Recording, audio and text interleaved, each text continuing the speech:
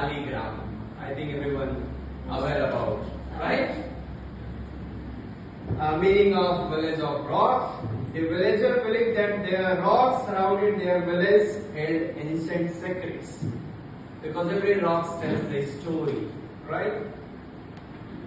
One day a young boy named Pradeep wondered how did these massive rocks form.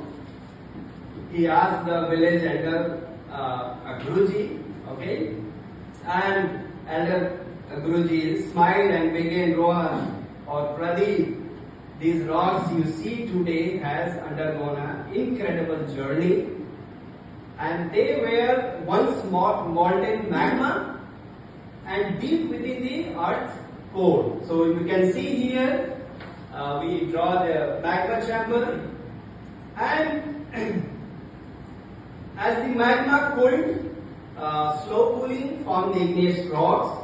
If fast cooling, it's from some volcanic rocks, right? And these rocks were pushed upward by the earth's forces, forming the mighty Himalayas, right? And then ice, winded, wow.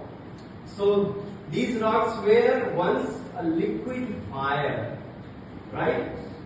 And Guruji nodded, yes, that's the just beginning.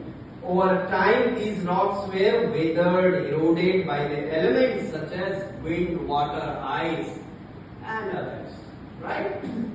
And then, as the rocks broke down, transported in the fragment forms, were carried by rivers, deposited in valleys, right? So these fragmented as weathered and transported, and forming sedimentary rocks. You can see here the formation of sedimentary rocks.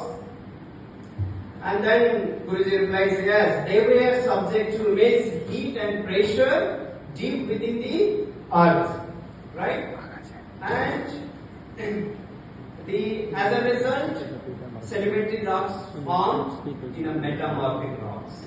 So these sedimentary rocks formed the metamorphic rocks by the immense pressure and heat, and then it looks amazing, right, for anyone. So the journey is incredible. Then the rock cycle is internal process shaping our planet landscape, right? And remember, the rocks you see today will continue to change and forming new rocks for generations to come.